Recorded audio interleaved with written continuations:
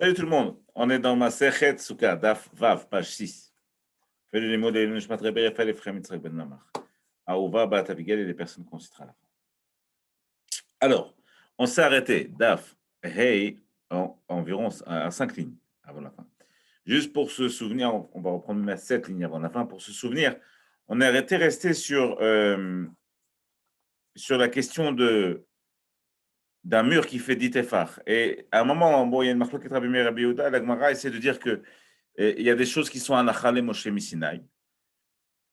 Et d'ailleurs, ce que dit Sidi, Damar Bechia Bar Ashia Marabi Rav, Shiurin, ces choses-là, donc ce qui concerne les quantités, Khatzitzin, les choses qui séparent, enfin qui empêchent l'eau de pénétrer pendant qu'on fait au mikvé, ou Mechitzin, les barrières et les murs, tout ça, Alacha, les Moshe Misinaï, ça on l'a appris les Moshe Misinaï. Donc ça c'est a priori selon Rabbi Yehuda, sans rentrer dans l'avenir.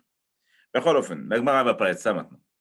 Elle va dire, d'accord, donc tu es en train de me dire que les quantités, ça halakha, les Moshe Misinaï. Shiurin, deoraitin, on apprend de la Torah, c'est pas halakha les Moshe Misinaï. La différence, elle est importante. Quand on apprend qu'un passage de la Torah, par exemple, de faire Kriyat Shema le matin et le soir, je l'apprends de la Torah. Marqué Beshochbecha ou Vkumecha, on fait Kriyat Shema. C'est vrai qu'après, il faut l'hydroche, il faut expliquer que Beshochbecha, c'est le matin, même si tu vas te coucher en après-midi, tout ça. L'essentiel de la mitzvah, je l'apprends de la Torah, parce qu'il y a marqué comme ça. Il y a des choses qui sont anachalem, Moshe Misinaï, qui ne sont pas du tout expliquées dans la Torah. Par exemple, le fait que les tefilines, ils doivent être carrés, noirs, etc. Ça, c'est pas du tout expliqué dans la Torah. Ça, c'est anachalem Moshe Misinaï. Donc, ce que la Gemara est en train de dire, elle dit la chose suivante. Shiorin, ah, putain, les quantités de Horaïta, on apprend ça de la Torah, d'Irtiv. Et on apprend de quoi? On apprend d'un pasouk.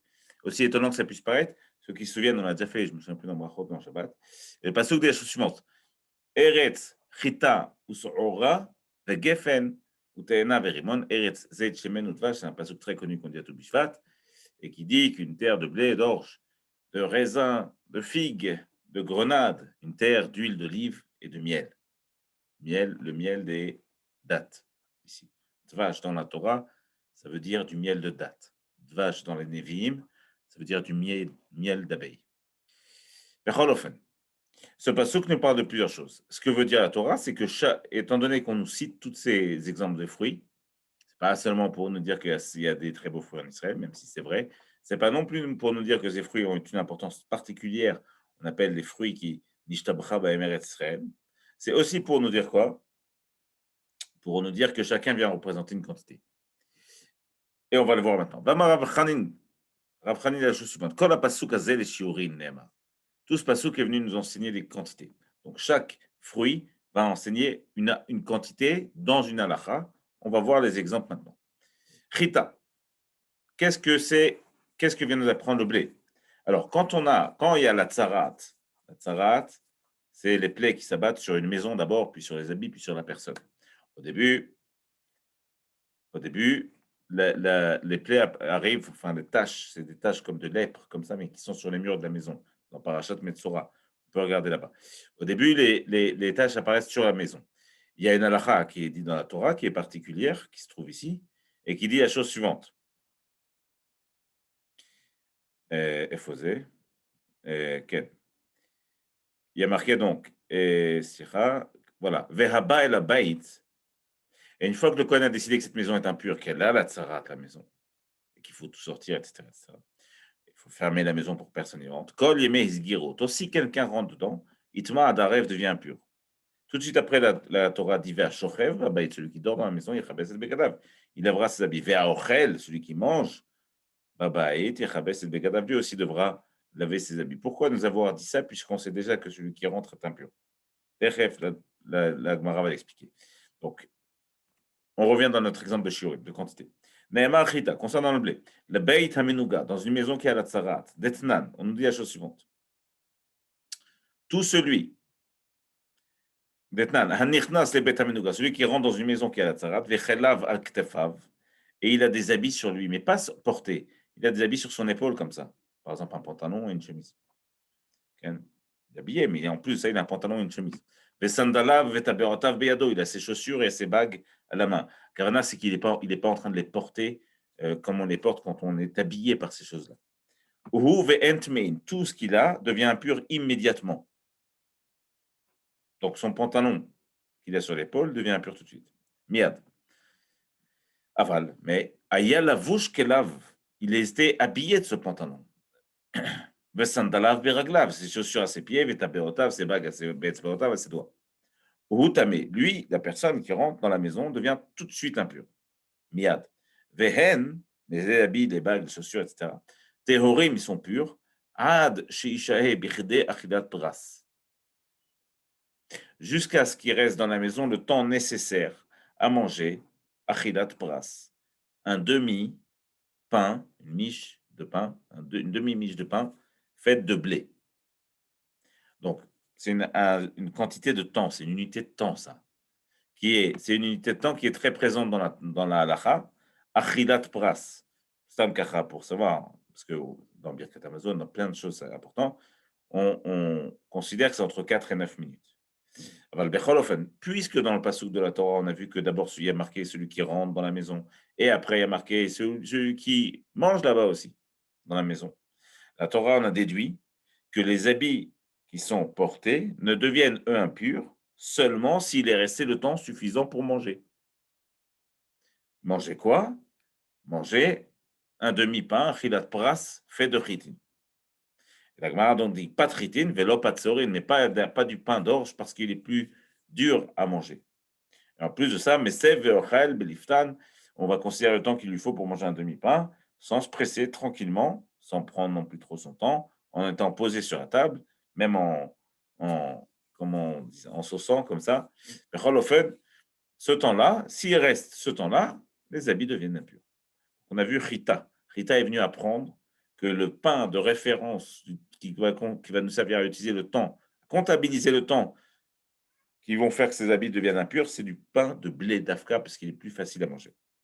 Deuxième exemple, la Torah dit aussi, Eretz Rita, Seora, l'orge. Seora, ditnan, on enseigne. Ça, c'est une halakha aussi. Aetzem, que Seora metame bemaga, uvmasa. Un mort, quand il est dans une pièce, celui qui touche le mort, celui qui rentre dans la pièce, celui qui tire le mort ou le porte, tous deviennent impurs. Avalav dafka, un mort, même s'il y a un os, même s'il y a Aetzem keseora, un os de la taille d'un grain d'orge, lui va rendre impur celui qui touche, des magas, ou massa, celui qui le porte, même sans le toucher. Aval, ve'eno metame beoel. S'il y a un grain d'orge, enfin un os de la taille, un os de mort, de la taille d'un grain d'orge dans une pièce, il ne va pas rendre impur les personnes qui rentrent dans la pièce. Au contrario, le mort, oui, va les rendre impurs. Donc ça, on a vu Seora. Geffen, qu'est-ce qu'on a vu de Geffen? Retzrita, Seora, Geffen, le raisin. Bon, ça c'est facile, Keder Vi'it Yain, le Nazir. Okay? C'est ce qui vient nous enseigner que le Revi'it, c'est le quart de log, la quantité donc de vin que le Nazir va être interdit. À Kavana, Rashi explique là-bas, il dit, en considérant que tout est inclus dedans, et les grains et les feuilles, tout ça, si ça fait un Revi'it de Yain, Ken, supposons qu'il y a un demi-verre de vin, et puis en plus de ça, tu rajoutes, il y avait des grains, de la peau, etc. Tout ça, ça se joint pour faire un révit de vin qui est interdit pour le nazir, puisque je vous rappelle que le nazir, il s'est interdit à boire du vin. Donc, il n'a pas le droit de boire du vin. Rachid, là-bas, explique comment on va calculer le révit pour des choses qui sont solides. Alors, c'est très simple, on prend un verre de vin et on les remplit. Ce qui va couler, si en dehors de ce vin coule un révit, ça veut dire qu'il y avait l'équivalent d'un révit. Ken. La nazir. TNA, les figues, c'est quoi? Ça, on la connaît aussi. Gros garot leotzaat Shabbat. C'est concernant la gros garotte, c'est une figue, leotzaat Shabbat. Tous les condiments, aliments qu'on sort à Shabbat, on n'a pas le droit de porter à Shabbat dehors s'il n'y a pas de hérouv. Aujourd'hui, dans les villes d'Israël, pour la plupart, il y a un hérouv. S'il n'y a pas de hérouv, on n'a pas le droit de sortir de la maison au domaine public important. Bon, si je porte un demi-raisin, est-ce que j'ai fait un Issour Minatora? Non. Enfin, oui, j'ai fait un Issour, mais je n'ai pas de Onesh dessus. Jusqu'à combien tout ce qui concerne les aliments est interdit, en tout cas est passible de punition si jamais on la fait sortir la taille d'une figue. כגרו גרת להוצאת שבת. On a vu Eretz Chita, ou Sora, avec Geffen, ou Te'ena. Il nous reste à voir Raymond. Raymond, ici, la Torah dit, la Gemara dit Raymond, Etnan, aussi une halakha aussi contient, qui dit Kol Keli. Donc, quand quelqu'un il a des outils, des ustensiles, si c'est quelqu'un de privé, pas un professionnel ni un artisan, quelqu'un balebatim, quelqu'un particulier, il a un cli, tant que, s'il y a un trou dans un de ses kilim, tant qu'il est jusqu'à la taille d'un rimon, on va considérer que le cli n'est pas détruit. Alors, il va y avoir une ashlacha, une importance, parce que si le cli est plus utilisable, selon la personne, hein, pas dans les faits, pas dans les faits s'il est plus utilisable. Si la personne considère qu'il est plus utilisable, alors le keli va oui ou non recevoir la touma. Et donc là, chez quelqu'un qui est un particulier, on dit que s'il y a un trou, Besséder maximum, il remplit ça avec un rimon. Mais Besséder, il continue à utiliser son cli. Et donc, tout ce qui concerne la route relative à ce cli sont toujours en vigueur. Aval, si c'est plus qu'un rimon, alors pour lui, le keli sera plus utilisable, l'ustensile, l'outil, donc je sais quoi, il sera plus utilisable, donc il change de statut. Ça, c'est rimon.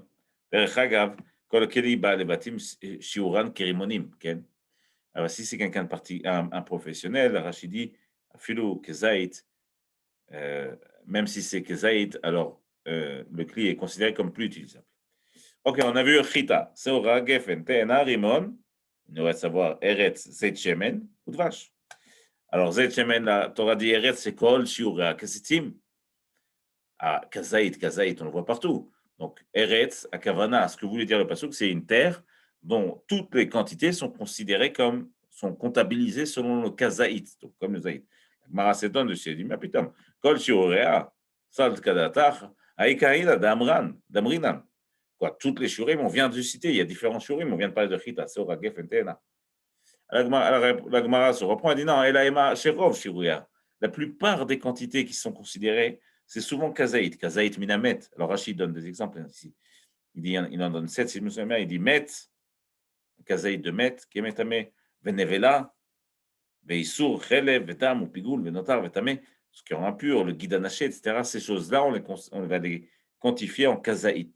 Si quelqu'un a mangé par exemple un Kazaït de Chelev, alors il a fait un Issour Minatora, un Kazaït de Dam, il a fait un Issour Minatora. En dessous de ça, non. Donc, Rov, Shura, Kazitim. Dvash, c'est quoi Dvash? C'est la date. Et donc, la Gemara dit Kechotevet Agassa, c'est une halakha très connue, qui dit que la taille d'une date, Beyom Akipurim, ça s'appelle manger. L'interdiction Ve'ya'initem et nafshotechem, de ce jour-là, et l'interdiction de manger est transgressée à Kippour si on a mangé plus qu'une Chotevet Agassa, grosse date comme ça. Donc, on a vu tous les shurim. Donc, ce pasuk Behemet, Eretz Rita, il est venu nous enseigner les shurim. Ce que veut dire la Gemara, en d'autres termes, c'est que si le pasuk est venu nous enseigner les shurim, donc si tu ne peux pas dire que c'était Halakha le Moshe Messinaï, les shurim. C'était toute la question qu'on avait posée en haut sur Ravona. Tu as voulu nous dire que les quantités étaient Halakha les Moshe Messinaï, on ne les apprend pas de la Torah, on les a reçus directement de Moshe. Tu vois bien qu'ils sont appris ici de la Torah. Tu vois bien que c'est Minatora. Petit Béré Shiurin.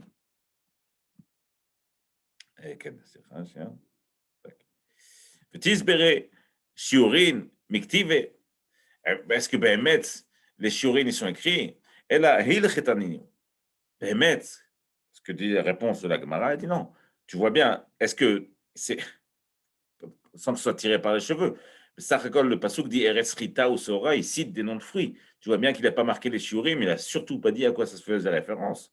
Donc il dit הילכת ענינו, c'est la halachot, vekra, et le pasuk as-sumarta ve'almahu. Kra, le pasuk, c'est juste, ça vient reposer, ça vient poser, okay? Ça va dans le sens de la halakha qu'on a reçue de Moshe. Souvent, quand on utilise le mot asmarta, kavana, le pasuk ne vient pas t'apprendre la chose, c'est juste une référence, c'est juste quelque chose qui te montre, tu vois, peut-être, Bémet, c'est comme je pense. Comme par exemple le talit qui soit blanc, alors il est marqué Vahayo Hatufim le Lavan, Ken Vakeshurim le Yaakov.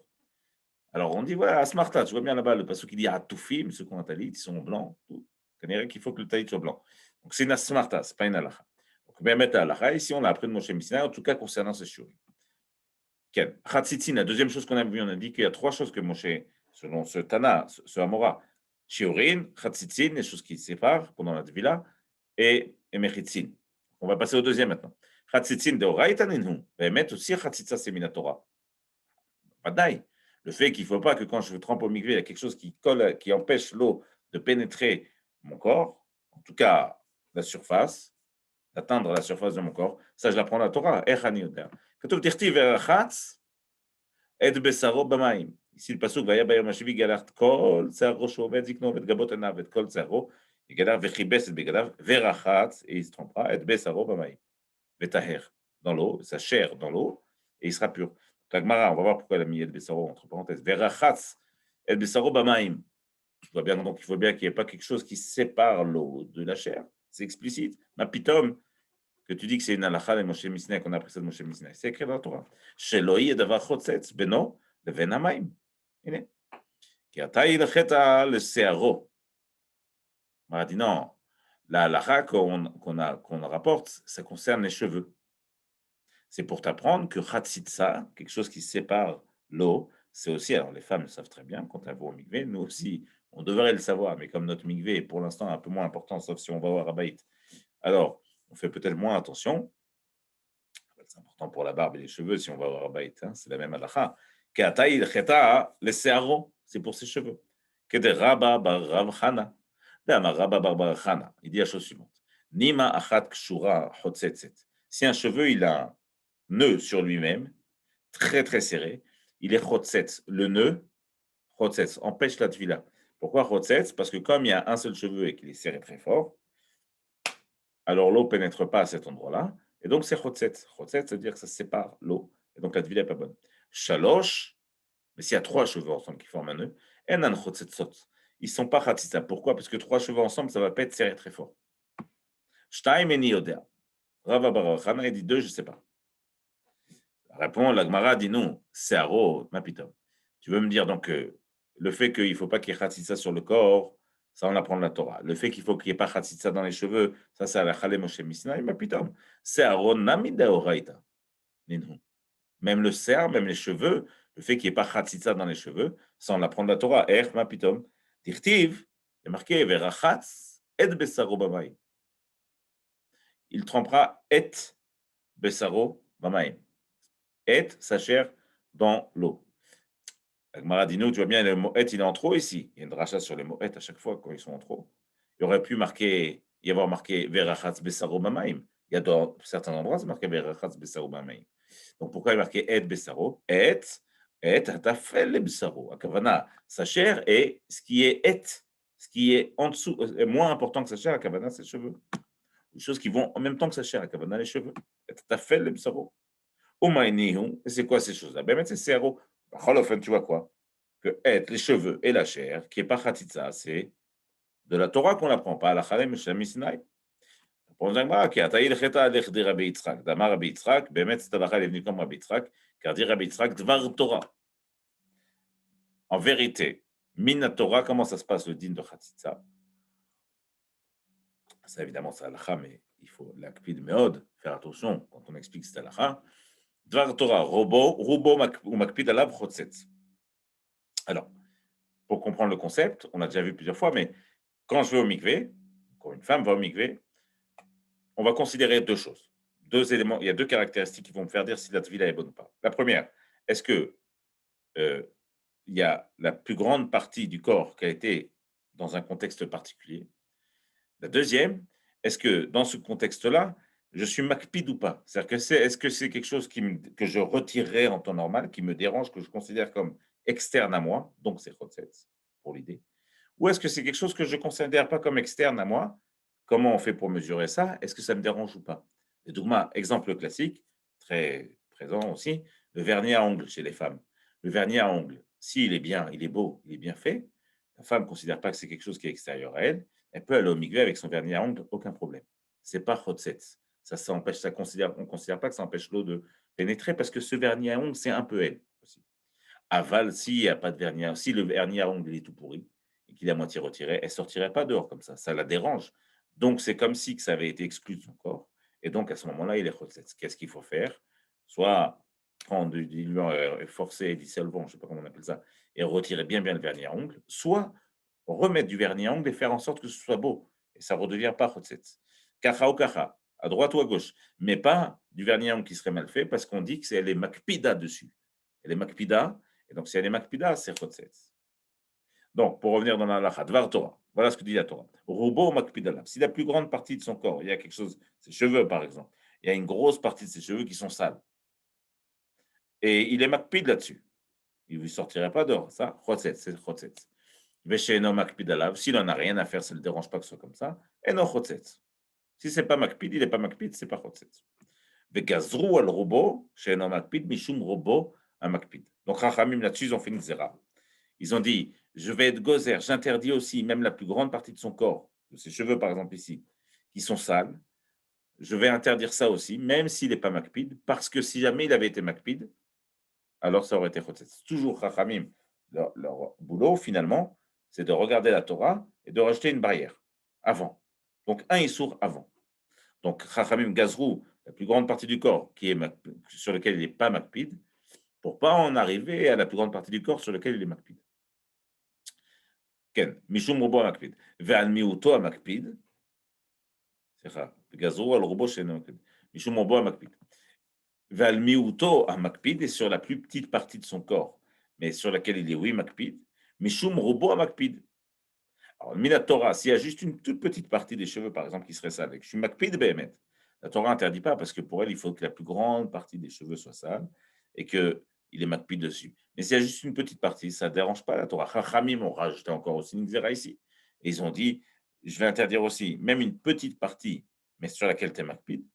Je sais que quand tu es makpid, c'est tout le temps un saut. Ou quand il y a le rov, c'est tout le temps un saut. Je rajoute une petite partie, j'interdis la petite partie sur laquelle il est makpid, pour ne pas en arriver à la plus grande partie sur laquelle il est makpid. Il m'a dit non, si c'est comme ça, nami al mioto chez un makpid. Alors fais aussi une xéra sur une partie minime du corps sur lequel tu n'es pas makpid. Mishum mioto à makpid. Pour ne pas en venir à une petite partie du corps sur laquelle tu serais oui makpid. La réponse d'Agmara, elle est intuitive.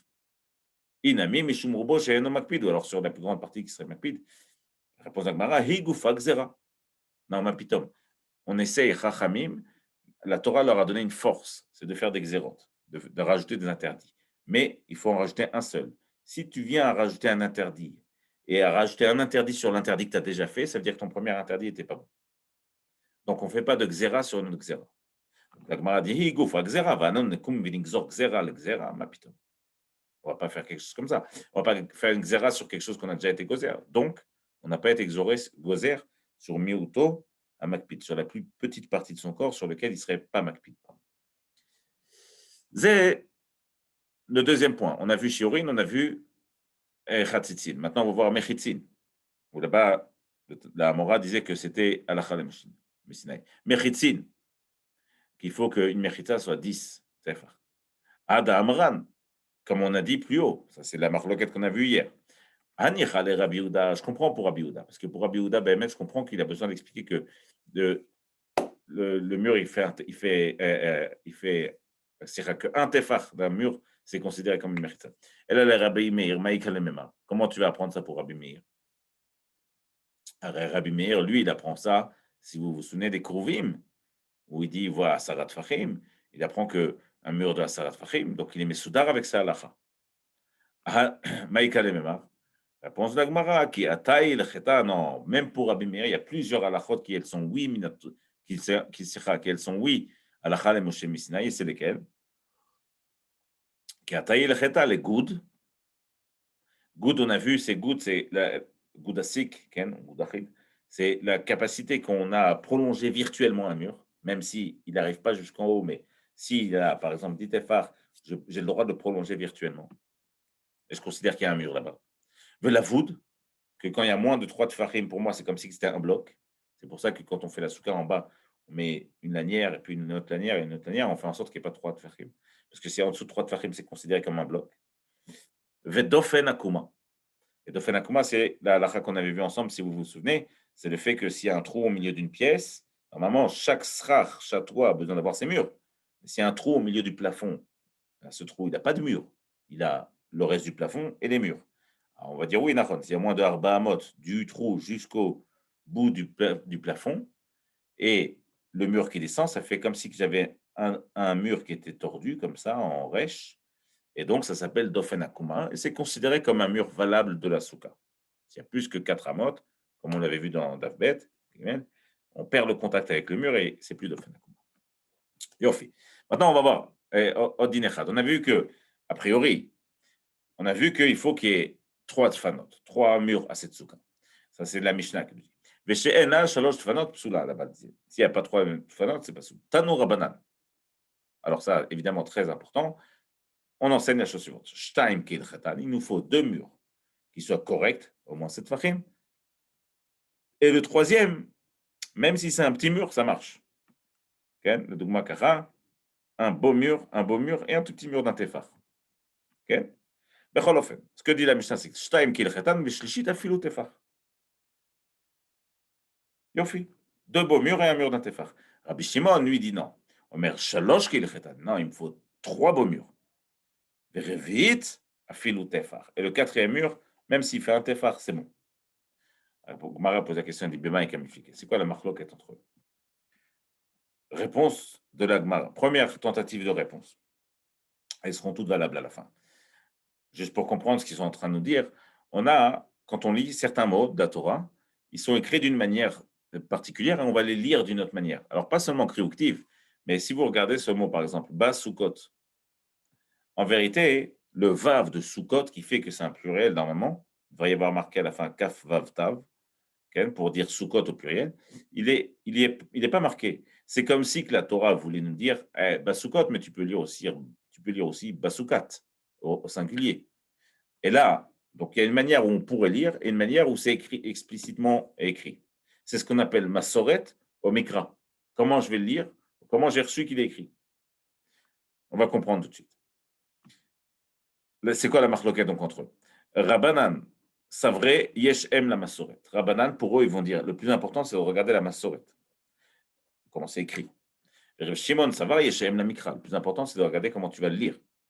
Rabbanan, Savré, Yesh Em la Masoret. Pour eux, Rabbanan, c'est plus important la Masoret. Pourquoi? Alors regardez, c'est un pasouk, c'est 2 psoukim en fait, qui sont collés et qui font un pasouk qui est très important, le plus important surtout dans Sukkot, probablement. Marqué Basukot et Shvu Shivatimim. Vous reposerez dans les Sukkot pendant 7 jours. Kola Ezrach Israël, chaque citoyen israélien, et Shvu Basukot sera assis, résidera dans les Sukkot. Le Mani Dorotechem, alors on avait vu, Idou, c'est unifié avec la Shrina, des générations qui Basukot, Shavti et Bnei Israël Beotziot Eretz Misraim, car j'ai fait reposer, j'ai fait sortir les Bnei Israël dans les Sukkot. Beotziot Eretz Misraim. Qu'est-ce qu'on voit ici? Basukot, première fois, marqué sans vav, ici. Basukot, le deuxième, pareil, marqué sans vav. Le troisième, lui, il est marqué avec un vav. C'est bon, Rabbanan Savré Yeshem la Masoret. Il y a marqué Basukot sans vav, Basukot sans vav, donc c'est comme s'il y avait Basukat, une. Basukat, encore une. Et Basukot avec un vav, c'est comme s'il y avait 2. Je me retrouve avec 4 Sukot. Okay? Arekan Arba. Dal Chad les Gouffé. Retire sur les 4 un, parce qu'il faut bien que tu comprennes qu'on parle de Sukot. Il me reste 3 Sukot. Et je comprends, Pasheout Lata. Je comprends qu'il y a donc 3 murs qu'il faut pour ma souka. Shtaim Kil Chetan, il faut qu'il y en ait 2 qui soient corrects. Ve'atail Cheta, et la halacha le Moshe Misinaï qui vient me dire attention, un mur c'est aussi un tefar, et vient qui vient réduire le 3e mur. Ve'grata al Shlishit, et elle vient réduire le 3e mur. Ve'hukme a tefar, et elle vient me dire que un tefar ça suffit. Donc comment comprendre Chachamim, ils voient Basukot, Basukat, Basukat, 1, 2, Basukot, ça fait, et encore 2, ça fait 4. 4, je retire 1 parce qu'il faut bien que je comprenne qu'on parle de Sukot. Il me reste 3. Je sais qu'il y a une halakha Moshe Missina qui dit qu'il y a un mur qui peut faire qu'un tefar. Ça veut dire qu'il faut que j'en ai 2 comme il faut et 1 d'un tefar. Tov, on a compris, Chachamim. Ken. Ken. Rabbi Shimon, Savar Yeshem Lemkra. Pour Rabbi Shimon, c'est comment la manière dont on prononce. Donc Basukot, Basukot, Basukot. Pour lui, les 3 on prononce Basukot. Ben mettre comme ça on lit. Donc ça fait combien? Arekan Shesh, tu te retrouves avec 6 Sukot. Dalchad, retire une parce qu'on est en train de parler de Sukot. Ken. Dalchad Kra les Gouffé. Pashéou, le Arba, tu te retrouves avec 4. Pourquoi 4? Parce qu'il retirait un Sukot entier. Ken. Donc il lui reste 4. Donc il se retrouve avec Shalosh Kil Chetan. Il comprend comme Chachamim qu'il y en a un de eux Halakha le Moshe Misneh qui peut faire qu'un tefar, et donc il se retrouve avec 3 qui doivent être corrects. Ataï lecheta vegarata l'ervit, et le quatrième, Halakha le Moshe Misneh, que je peux le faire s'il fait un tefar.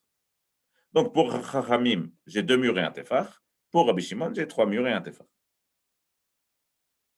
Ken, veut compter un tefar. Veïbaïtema, si tu veux, on peut expliquer ça de manière différente, dit la Gemara. Emma de Kula Almaï, Shem la Mikra, tu peux expliquer que tout le monde est d'accord sur la manière dont on prononce. Vachabaïm Baïk Ramifligé, c'est quoi la marloquette entre Chachamim et Rabbi Shimon? Est-ce que c'est 2 et un tefar ou 3 et un tefar? Mar Savar Schacha Baïkra.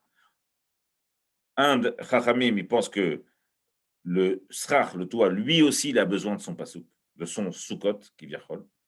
Donc sur les 4, j'en retire un. Ken. Omar Savar Sracha lo Baïkra. Et l'autre, il dit que la Sracha n'a pas besoin de Kra. Et donc, ce sera 2 et un tefar et 3 et un tefar. Pareil, le même concept.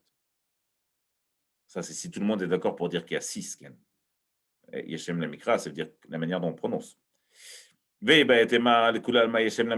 peux aussi expliquer que tout le monde est d'accord pour dire ce qu'on regarde la manière dont ça va être écrit. C'est quoi donc la marloquette entre les deux? Mar savar kiataïl cheta le garea ou mar savar kiataïl cheta le osif. Oh, ils peuvent penser que la halakha elle est venue dire la chose suivante. Tout le monde est d'accord qu'il y a marqué qu'il faut dire comme la massorette, comme c'est écrit. Donc je me retrouve avec 4 et je retire un parce qu'on parle de Sukkot. Je me retrouve avec 3. Sauf qu'il y en a un qui pense que c'est venu l'histoire d'Halakha et Moshe Misneh sur le mur qui fait un tefar. Un est venu dire ça vient te casser le troisième mur, et l'autre il vient dire non, ça vient rajouter au troisième mur. Donc Rachamim ils disent 2 et un d'un tefar, et Rabbi Shimon il dit 3 et un d'un tefar. Parce qu'ils ont compris différemment. Un il pense que la halakha vient rajouter un mur, voilà ce qu'il faut pour que ce soit une soukha kshera. L'autre il pense que non, ça vient retirer d'un des murs jusqu'à ce qu'il arrive à un tefar. On était, comment ça va, Keta, Yecheta, Slicha, Emma, de Kula Almayesh, Emna Mesvacha, ça on l'a vu. Veibaetema, tu peux aussi dire une dernière chose, de Kula Alma, Keta, Yecheta, le Garer. Tout le monde est d'accord pour dire que le Allah Moshe Misnai vient réduire le dernier mur. Ve'eshem la Masoret. Et on est d'accord pour dire aussi qu'on regarde comment c'est écrit. Ve'acha, c'est quoi la lacha, la différence entre eux? Bedorshin Trilot Kamiflegi. Est-ce qu'on a le droit de. Alors, j'explique ça brièvement, mais est-ce qu'on a le droit de faire une dracha sur un passouk qui vient nous expliquer quelque chose pour la première fois? Effectivement, c'est un sujet dans la Gemara. Est-ce que quand on fait des drachot, généralement sur ce qui est en trop, sur ce qui est en plus, est-ce que quand on vient m'apprendre une halacha pour la première fois, j'ai déjà le droit de commencer drachot ou pas? Ken? Mar savar dorshin trilot. Un, il pense que Bémet, on peut commencer à faire les drachot, donc je me retrouve avec 2 murs et un tefar. Mar savar, en dorshin trilot. Et Reb Shimon, il dit qu'on ne fait pas cette dracha sur trilot, donc j'ai 3 murs et un tefar. Dernière chose, Rav Matna dit Amar, Ta'ameh, on peut apprendre aussi de manière beaucoup plus simple. Rav Matna dit à ce suivant, la raison pour laquelle Rabbi Shimon il demande 3 murs et un quatrième qui serait valable s'il n'a qu'un tefar. Maïta Amar Ta'ameh de Rabbi Shimon Me'acha. Il regarde un pasouk qu'on a déjà vu ensemble, qui se trouve dans Ishaïa, qui parle en âme de la Tidlavo. Il dit à ce suivant, Vesuka Tiel Tzel Yomam, la souka sera à l'ombre du jour, pour donner, Mechorev, pour aussi nous abriter de l'hiver, ou le marseille pour nous cacher, enfin, ou le marseille pour nous recouvrir, pour pas qu'on soit exposé, ou le mistor pour se cacher, miserem, des torrents, ou mimatar et de la pluie. Becholofen, veototefach, becholofen, s'il n'y a que 2 murs et un tefar, vadaï, ça ne peut pas me protéger de zerem ou matar. C'est vrai que ça marche en termes de halakha, mais ce n'est pas un endroit sur lequel je peux vraiment me reposer. Pour Rabbi Shimon, de ce passouk, il apprend tout simplement qu'il faut qu'il y ait au moins 3 murs et le quatrième un tefar pour que ça puisse être un endroit où je me suis caché, où je peux me cacher, ou alors un endroit où je vais être protégé de la pluie, de la neige et de toutes ces choses-là. Adgan, Daf, Vav, Masechet Sukkah, page 6. On a fait le limoud, Leilou Nishmat. רבי רפאל אפרים יצחק בן ממר, ז'קלין סולטנת הייתה בת רחל, יששכר בן גרץ